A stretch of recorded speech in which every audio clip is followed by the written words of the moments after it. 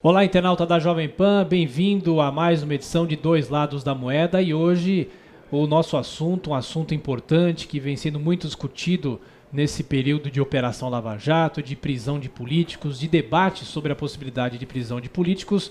A gente vai falar sobre o foro privilegiado e convidamos dois craques da área do direito para discutir esse assunto com a gente aqui, com os ouvintes da Jovem Pan. Você pode ir mandando perguntas aqui pelo nosso Facebook.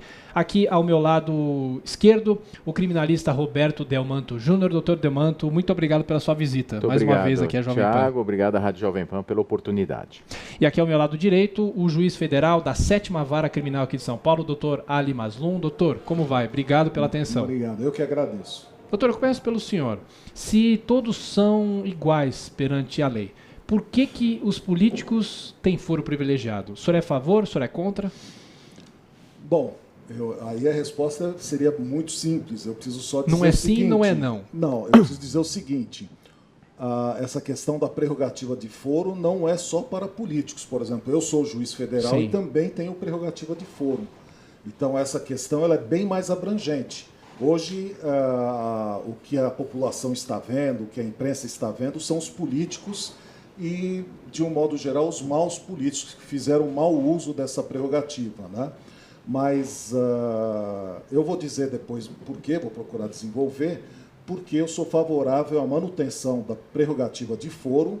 Para todas as esferas. Para todas as esferas, para todas as autoridades que assim mereçam e devam ser contempladas com essa prerrogativa, mas naturalmente com mudanças. Eu inclusive defendo uma mudança no modelo que nós temos de prerrogativa. Né? Então, eu acho que as coisas já começam ruins quando nós tratamos dessa prerrogativa de foro com a alcunha, né, de foro privilegiado. Né? Então, é um rótulo feio que se procura dar a um instituto importante do direito constitucional brasileiro. Doutor Delmanto, começamos o debate. Eu respeito muito o juiz, grande juiz, doutor Ali, mas eu sou totalmente contrário, e aqui por isso que se chama Dois Lados da Moeda, Sim. o programa, né?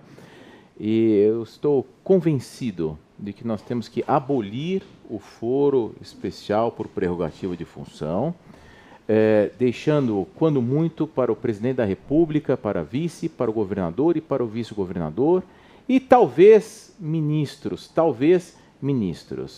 porque não sobre o ponto de vista ético da igualdade de todos perante a lei, mas, sobretudo, porque o foro por prerrogativa de função tem se mostrado antirrepublicano. Nós temos casos em que, por exemplo, na esfera do poder legislativo, vamos partir da onde que está mais, a questão está mais, digamos assim, latejante hoje, né? São 513 deputados e 81 senadores que se matarem, se roubarem, se cometerem um abuso sexual contra um menor de 14 anos, que nós temos assistido isso, inclusive, em assembleias legislativas, aí são julgados pelos seus tribunais de justiça. Nós temos, se cometerem crimes comuns, eles são julgados pelo Supremo Tribunal Federal e, pasmem, se eles renunciarem ao mandato ou se perderem o mandato, o processo vai para o primeiro grau, ou seja, começa tudo de novo. Nós temos um deputado, Paulo Maluf, por exemplo, ele sofreu vários processos criminais e o processo dele subiu e desceu do Supremo Tribunal Federal para a primeira instância por algumas vezes, porque ora era deputado, ora deixou de ser deputado e ele se elegendo, a pessoa eleita acaba escolhendo a jurisdição, escolhendo o juiz e sobe tudo de novo. Nessa dança das cadeiras, há uma deturpação. Né? O Supremo tem apontado para isso, para renúncias de mandatos, para fugir ao foro. O próprio caso do Lula, em que Lula estaria aí com desvio de finalidade, sendo alçado ao cargo de ministro para escolher a jurisdição. Portanto, quando o doutor Ali, eu ouvia a expressão mau uso da prerrogativa, né? Como se uma prerrogativa fosse utilizada, na verdade está havendo um desvio de finalidade gritante no Executivo, nesta hipótese de nomeação de secretários estaduais, que aí sai também do juiz do primeiro grau, de ministros, ou seja, há uma escolha da jurisdição para poucos, para aqueles que têm o poder. O poder por um governador de serem indicados como secretários, um poder de serem indicados por um presidente da República como ministros. Para os poderosos, infelizmente, com foro de prerrogativa de função, sobretudo no Poder Executivo, eles vergonhosamente escolhem o juízo a serem julgados. Eu sou totalmente contrário, mas também em outras esferas, mas só para começar o debate, eu ponho esta questão na mesa. Doutor. Olha, eu acho que a gente está tratando do foro de forma muito casuística aí, né? Porque hoje, tudo bem, nós estamos aí diante de uma avalanche de investigações de processos contra parlamentares, né? Amanhã a situação numa outra legislatura pode ser outra. A grande questão que eu vejo aí é a seguinte: se eu preciso que o meu motorista cumpra uma missão, faça algo muito importante para mim, uma fiscalização, e para isso ele tenha que fazer uma travessia por um lugar extremamente perigoso, naturalmente o ideal é que ele faça essa travessia de carro blindado. Ele tem alguma garantia que ele vai chegar do outro lado e não seja atingido. Então, a prerrogativa de foro ela é isso, para determinados cargos, dada a importância, para que eles não sejam violados no exercício da função, é importante que tenham, sim, determinadas garantias, dentre elas a prerrogativa de foro.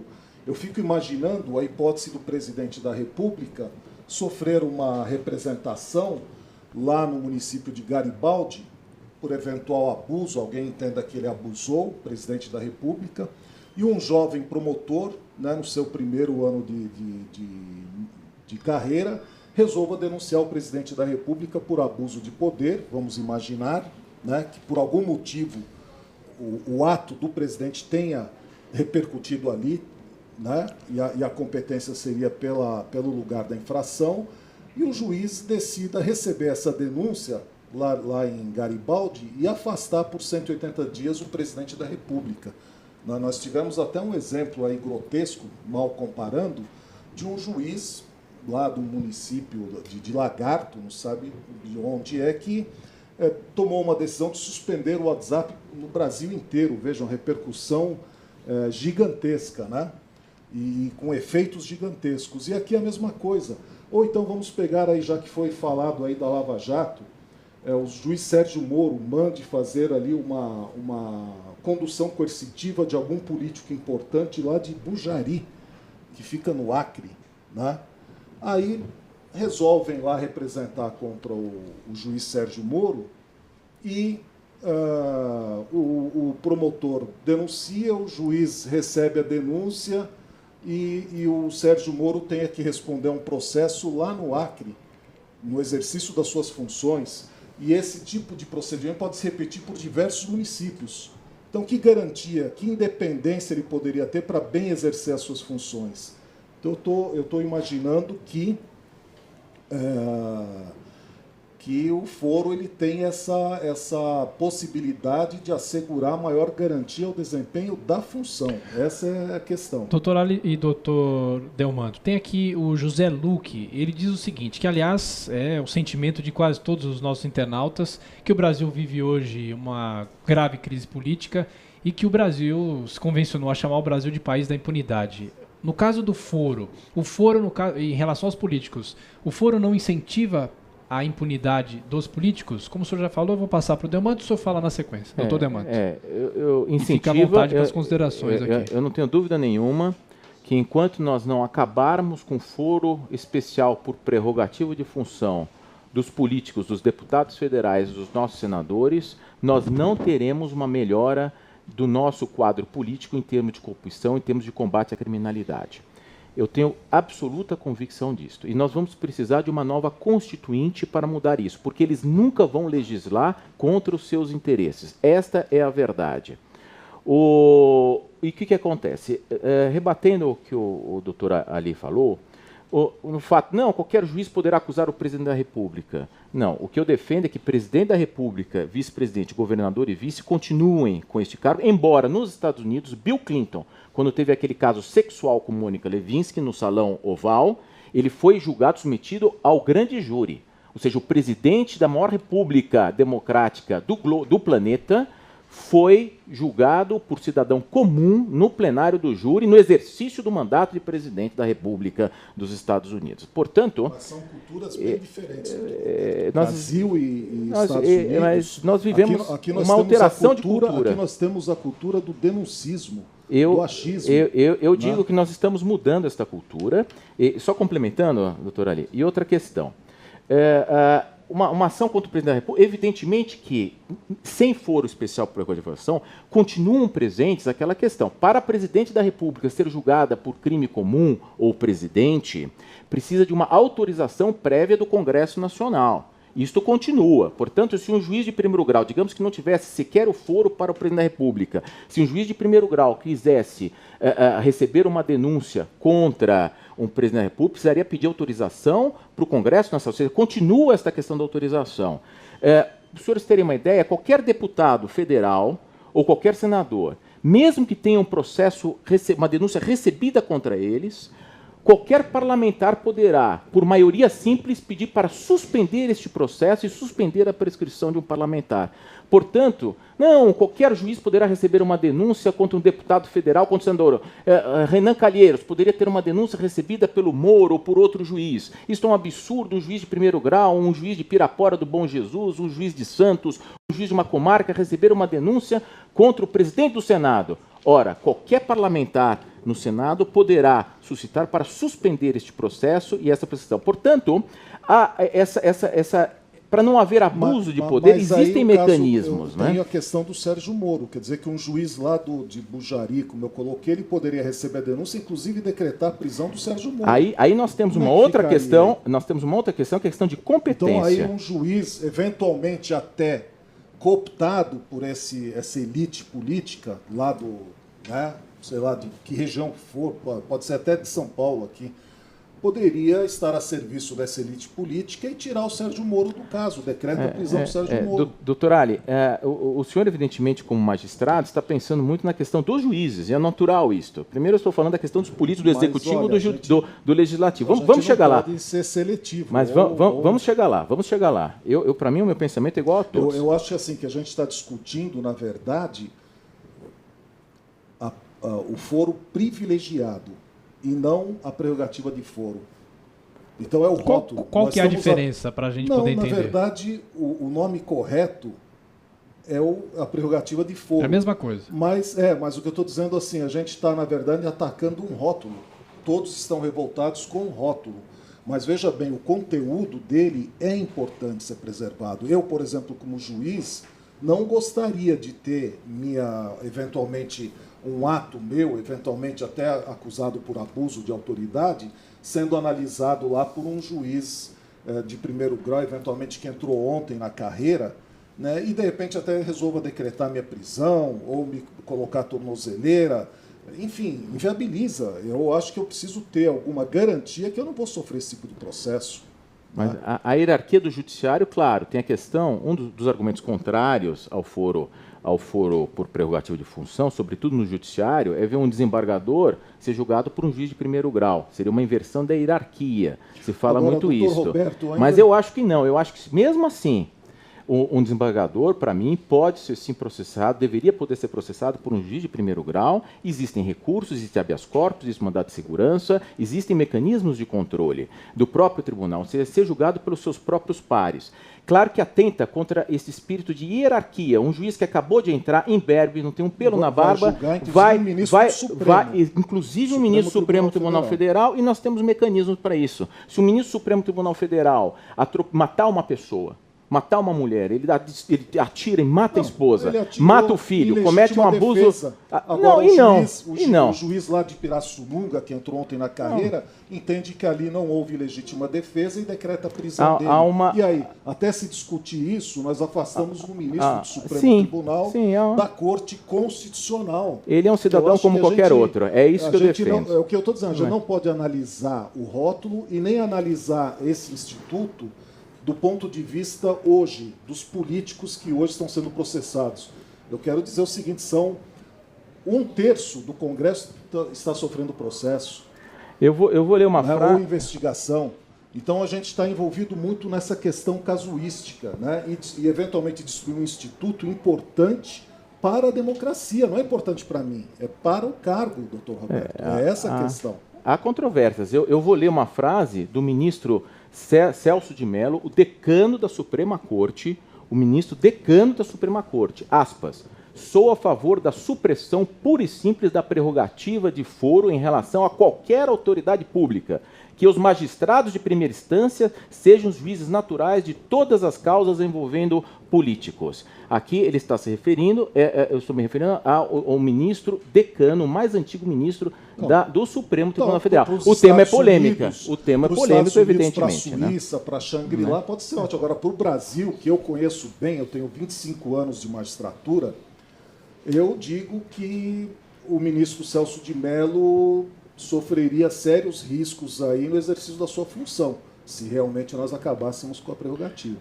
Eu não acredito. Tem um ouvinte aqui que fala olha, que... não há impunidade. Veja bem, nós temos aí um exemplo do processo do mensalão. O Supremo Tribunal Federal julgou diversos políticos do mais alto calibre que a gente possa imaginar, né? Julgou, condenou, colocou na cadeia. E como é que a gente pode falar em impunidade? Onde é que está a impunidade? Ô, doutor, tem um ouvinte... Eu digo onde está a impunidade. O mensalão foi um caso, foram mais de 7 meses, paralisou a Suprema Corte inteira para julgar um caso. Nós temos centenas de casos submetidos ao Supremo Tribunal Federal que prescrevem, não se chega a contento, o Supremo não está estruturado, por mais que se crie um juiz especializado, uma vara em Brasília especializada para foro de prerrogativa, o Supremo não comporta. E com o julgamento do mensalão, que para mim deveria ter sido em primeiro grau, não tem que ter foro especial, não tem que ter foro prerrogativo de função. E, aliás, os réus paralisou os julgamentos de quantos recursos extraordinários, emperrou o tribunal para julgar uma causa. Pediram, pelo amor de Deus, queremos que o caso desça para o primeiro grau, porque eu quero ter o direito ao duplo grau de jurisdição. Eu quero ter o direito a recorrer a alguém. Né? E quem foi julgado ali pelo Supremo não teve recurso. O foro, então, concordo, veja, que privilégio é esse? Enquanto cidadão comum tem 4 instâncias para recorrer, a gente pode recorrer ao tribunal, depois ao Superior Tribunal de Justiça e ainda ao Supremo, né? O sujeito que tem ali a prerrogativa de ser julgado pelo Supremo, ele é instância única. Mas, doutor, olha, o Eduardo Bidoni, nosso ouvinte, ele interpela o seguinte, dizendo que mesmo que tenham essas outras instâncias, o cidadão comum se sente mais fragilizado em relação aos políticos, aos magistrados, enfim, por causa do foro. Mas, olha, como é que o senhor explica isso para ele? Mas eu digo o seguinte, ninguém é melhor do que ninguém, só que a gente tem algumas funções que o agente ele tem que ter determinadas garantias que possa exercê-la. Né? Você pega um policial mesmo, né? Ele precisa ter algumas garantias de poder exercer bem a sua função. Né? O juiz Sérgio Moro, se não tivesse as garantias constitucionais que possui, ele jamais avançaria 1 centímetro no processo da Lava Jato, se ele não tivesse essas garantias.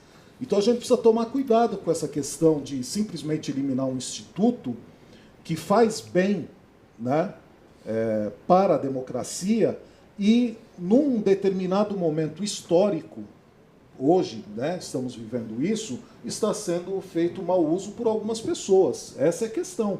Né?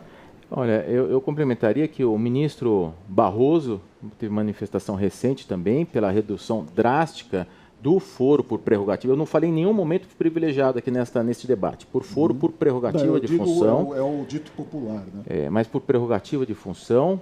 E o ministro Barroso também defendeu, são vários ministros defendendo, porque eles estão assistindo, ainda mais com a questão pragmática, que o Supremo será atolado de novas ações, porque a Lava Jato está trazendo uma avalanche de acusações sobre o PMDB, sobre outros partidos. Nós vamos ter mais de uma centena de novas ações penais no Supremo Tribunal Federal.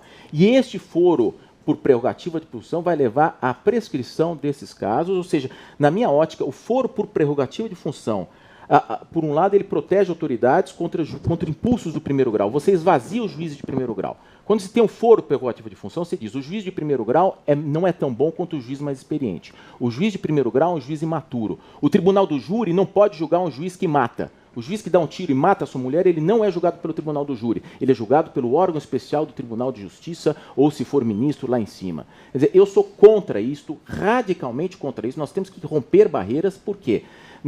No justo motivo de se preservar uma autoridade contra um ímpeto de um juiz de primeiro grau, de uma comarca qualquer, acabou de entrar de um promotor qualquer, e a questão de competência, de você é um juiz federal, receber um processo do Iapó ao Chuí, quer dizer, evidentemente poderíamos ter regras de competência no domicílio, quando for autoridade pública, no domicílio dessa autoridade, para a questão de...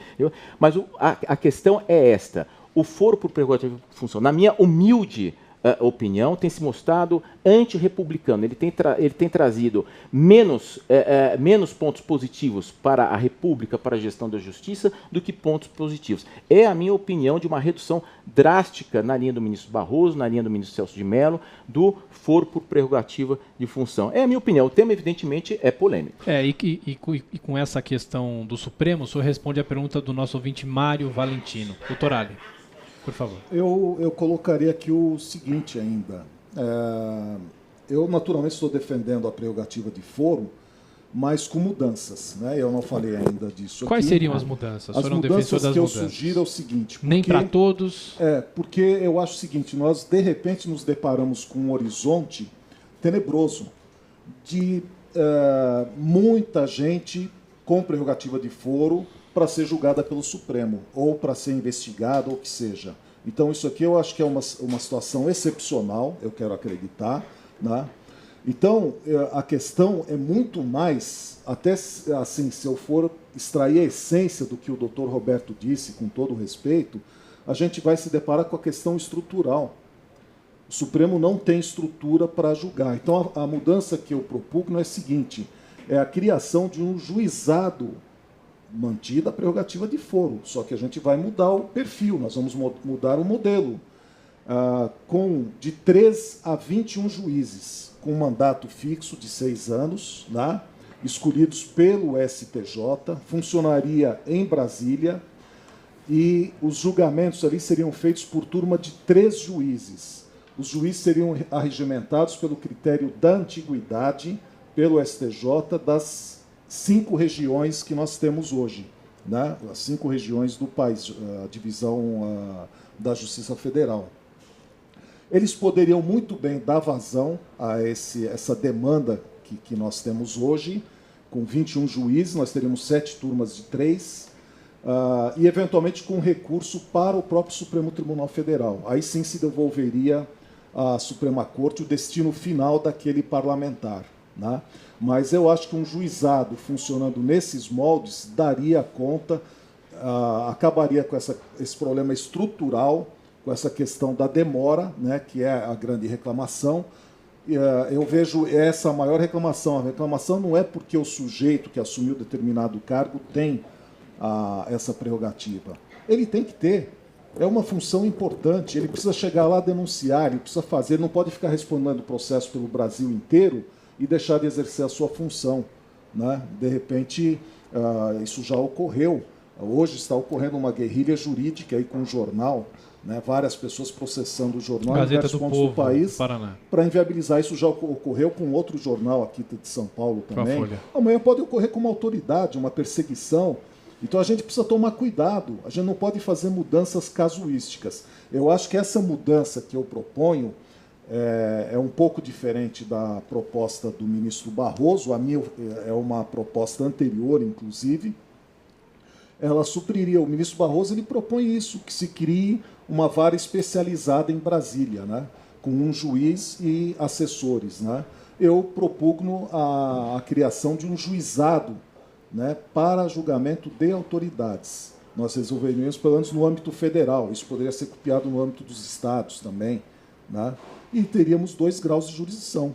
Né. Haveria o duplo grau, inclusive, respondendo a tratados que o Brasil assinou, se comprometendo a garantir o duplo grau de jurisdição aos acusados em geral. Hoje os políticos não têm.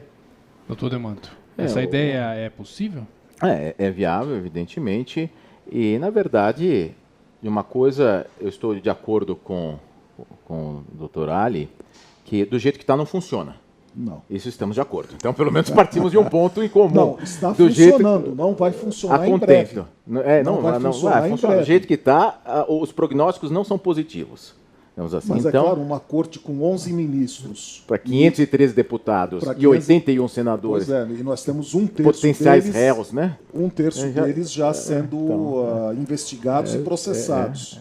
Isso. Então, não, a questão é estrutural. Por isso que eu digo, mas a prerrogativa do foro é importante ser mantida. Eu sou mais radical nesse sentido. Inclusive, eu defendo que esses parlamentares não teriam que ter de forma alguma, fatiando a questão, porque nós temos que ser parlamentar, não deveria ter nada de foro especial, vai ser julgado, sim, pelo juiz de primeiro grau, talvez faça uma regra de competência, seja processo criminal contra uma autoridade pública, seja no domicílio do réu, dele, para não ter um processo em todos os lugares do Brasil. Porque o grande medo hoje de quem vai a um cargo público é sair do cargo público e ter 10 ações de probidade, 50 ações populares. É um inferno para quem, uma em cada lugar do país. O sujeito dá uma entrevista na revista de uma determinada revista, um procurador da Regional da República do Estado do Paraná processa, o outro do Mato Grosso processa, muitas vezes pelo mesmo fato, inferniza e inviabiliza o exercício, eu concordo. Mas aí uma regra de competência poderia solucionar isso, porque quando, no final do governo Fernando Henrique, houve uma alteração na regra do Código de Processo Penal de competência, e não questão de ação de improbidade, que seriam essas outras ações, dizendo o seguinte: mantém-se a prerrogativa do foro, mesmo depois de findo o mandato, o cargo. E aí houve uma ação direta de inconstitucionalidade no Supremo falando o seguinte: não, o foro é do cargo e não é da pessoa. Se ele deixou de ser deputado, se ele deixou de ser ministro, ele vem para o primeiro grau. O foro é do cargo e não da pessoa. Não é um privilégio pessoal, não é um privilégio. Porém, com esta medida, começou primeiro a dança das cadeiras, dos que se elegem, que são eleitos ou que são nomeados deputados, escolhendo a jurisdição. Houve uma deturpação.